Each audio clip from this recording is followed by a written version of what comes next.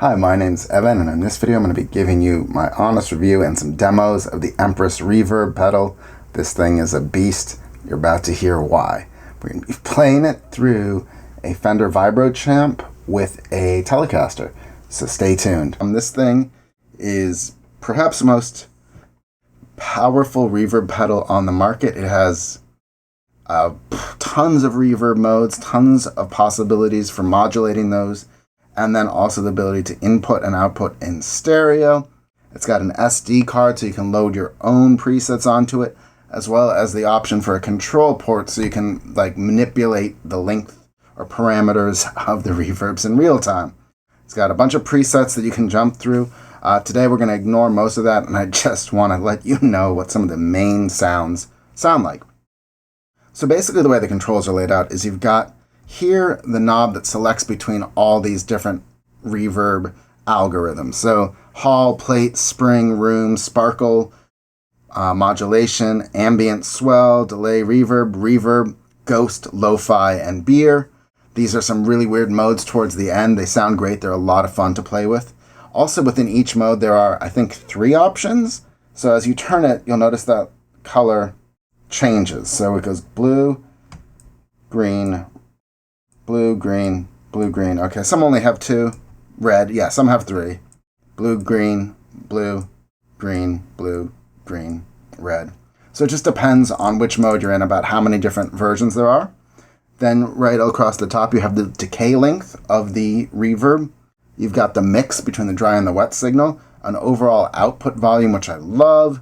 You've got a high and low EQ, or vice versa, and a thing 1 and a thing 2, which basically are going to modulate different parameters depending on which reverb mode you're in. So let's take a listen to the plate reverb first.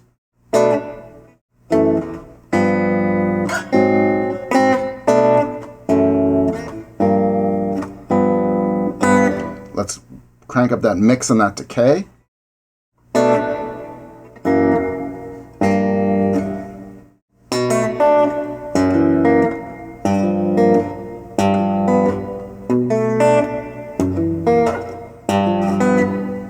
Sounds pretty great. Let's try just an alternative of that plate, for example, so you can kind of hear the difference. A lot mellower. If we mess with the things, let's just see what happens.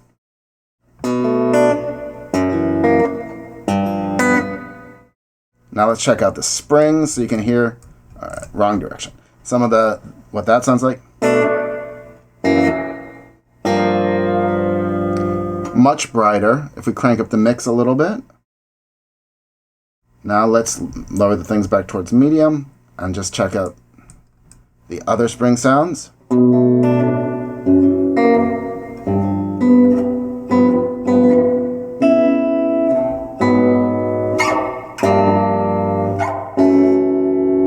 It really handles the low end well, I think. It kind of gives it that bassiness that sometimes you lose in a cheaper sounding reverb. Although we could cut the low end if we wanted to. Let's listen to what sparkle sounds like. Do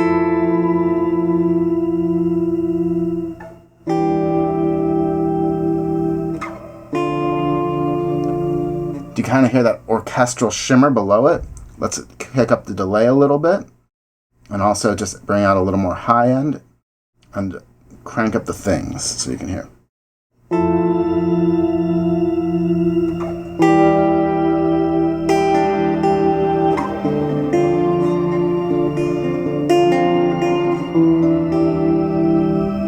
Really cool.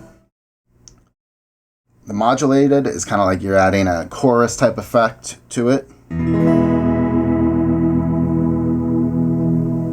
Thing 1 here is controlling the mod rate.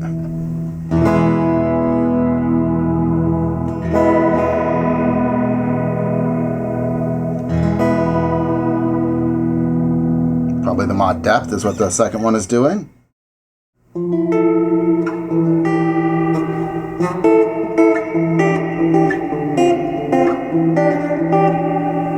Just a really cool sound. Bring it back to something more useful. We can show you another modulation just for kicks. Much more subtle.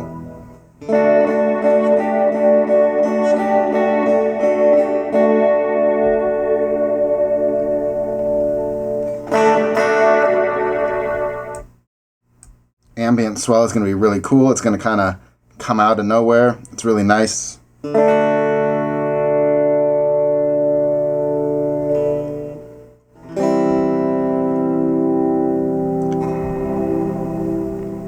boost it up a little bit.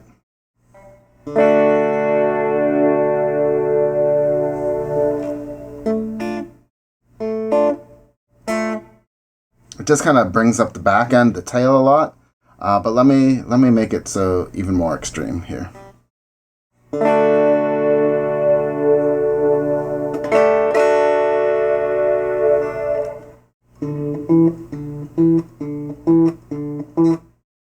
It's hard to, maybe it's a little hard to hear, but based on what I'm playing a lot choppier, and it is really building things up. And then if we try some of the other modes.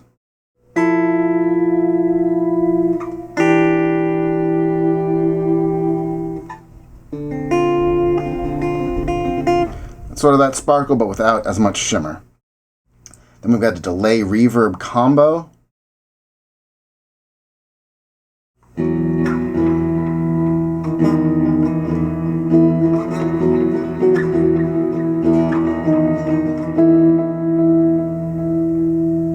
Just sounds really nice. A reverse here. And we're not listening to all the modes, obviously that would take forever.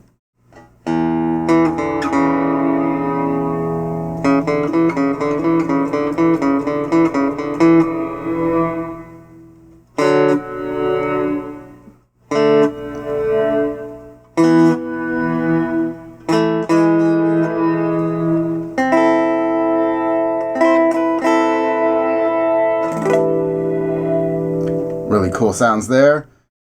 Ghost is like some just all out weird stuff. We'll try the middle ghost.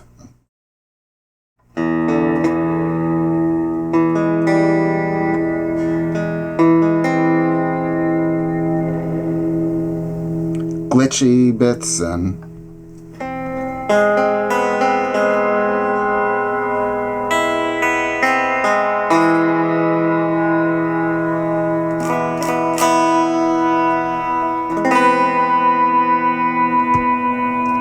there's some pitch shifting going on there as well, which is really cool. Lo-fi basically makes things sound gritty and lo-fi, which is also a great sound and surprisingly ahead of its time.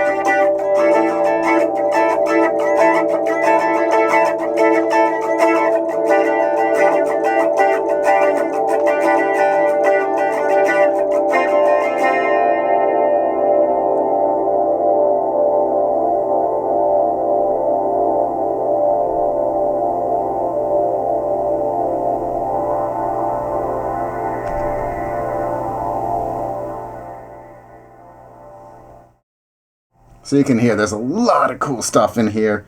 That was like some phasing, maybe, I think, or some flanging.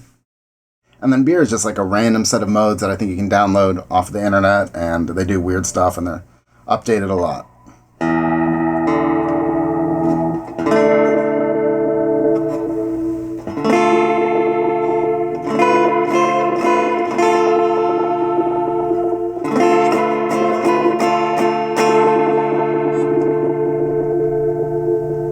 This one's a bit glitchy.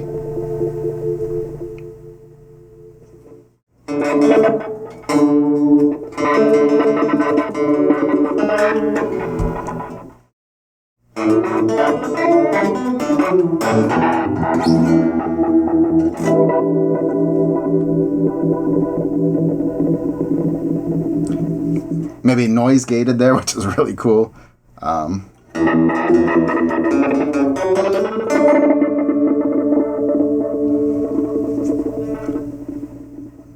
So yeah, at the end of the day, I just can't recommend this pedal enough. There's so much to explore, and it just sounds great in everything. Whether you're live or in the studio, it will just really is a awesome, not just reverb pedal, but multi effect.